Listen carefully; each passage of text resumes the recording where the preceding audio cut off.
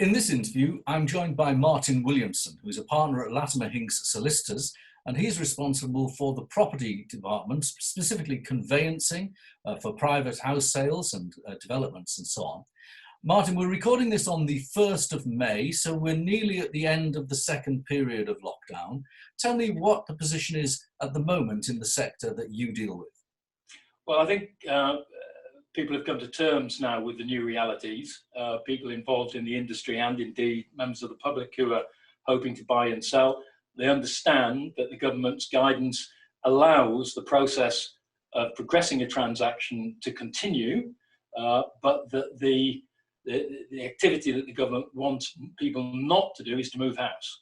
So whatever you need to do as part of progressing the transaction, you can get on and do, but you're not going to be able to move house. And indeed, you'd find it very difficult to find a removal company that would help you to move house in the current circumstances. There are difficulties in timing. Some offices, the local authorities, for instance, and some mortgage lenders, very short-staffed, finding it difficult to process things in the normal way. But things are still happening, and we're all becoming more and more hopeful that there are signs now of perhaps a relaxation and the ability for things to really crack on in a more meaningful way before too long. Are there any people who are using COVID-19 to make excuses and delay things? Now, for full disclosure, I am selling a house at the moment for my late father, who passed away before Christmas. So we're selling his house, and you're going to deal with the conveyance, as you know. Now, the buyer for my father's house, her buyer has frozen the deal, and therefore we've got logjam. And there's not a great deal of logic for her buyer freezing the deal. Perhaps it's panic. Perhaps it's the fact that they all believe that the deal has to be completed at the point they move house. Are people behaving a little irrationally in the legal process? I think there is some irrationality, if you like, but probably in reality, there's simply a lot of misinformation going around. People are misunderstanding the rules. Some people are genuinely, of course, very scared about the current situation and are not going to move outside their front doors.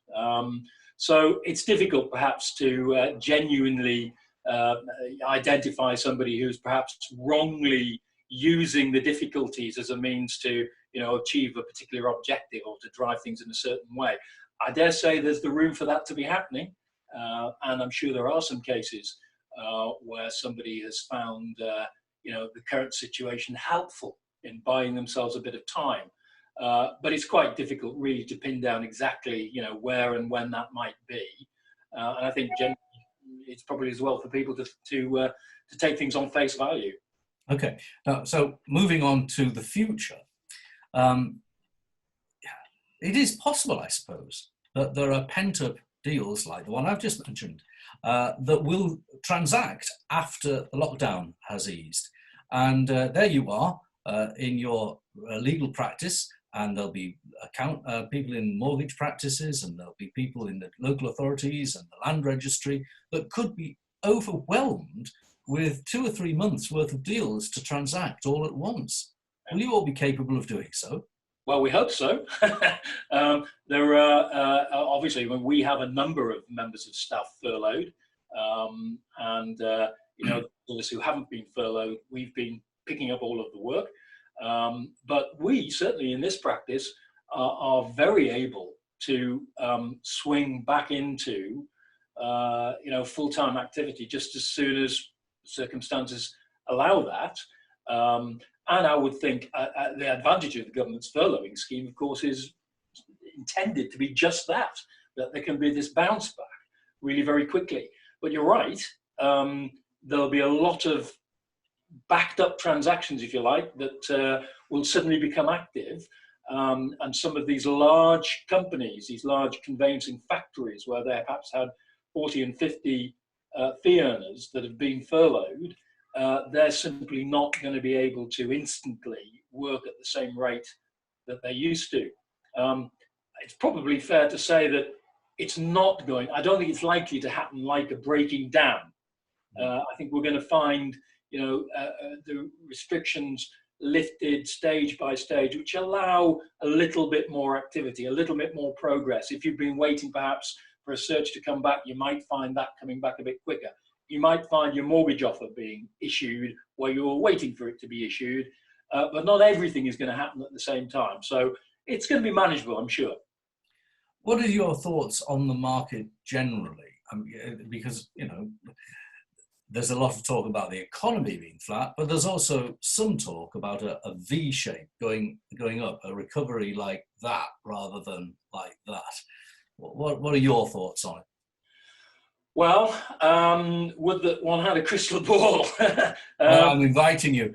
Don't give me a lawyer's answer. Come on, Martin. Give me your opinion. Well, if we get up and running in the next few weeks, the next month or two, the hit to the economy may not be as bad as the worst predictions and the worst case scenarios are. There is, although again, it goes back to the point that you made, Graham, a little time ago. Are there people looking to take advantage of the situation? You get a lot of people who are insistent that this will mean a huge drop in property prices and it'll radically alter the market. But of course, there's no way of knowing as yet. There's no hard evidence to support that as yet. Certainly, there's going to be less money around, so perhaps we are going to see a slump of some sort. But at the moment, it's just a question of wait and see. There's no way of knowing in reality how this is going to pan out and work through. Well, it's good to talk to you, Martin. And as I understand it, to conclude, you have got people standing by ready, and you do have quite a few transactions ready to complete once it's possible to do so. Completing a couple of transactions today, Graham. So it's nobody's moving, of course. All right. Thank you very much. Best of luck to you, and keep my transaction on your list. Bye now. Thanks, Graham. Take care. Bye-bye.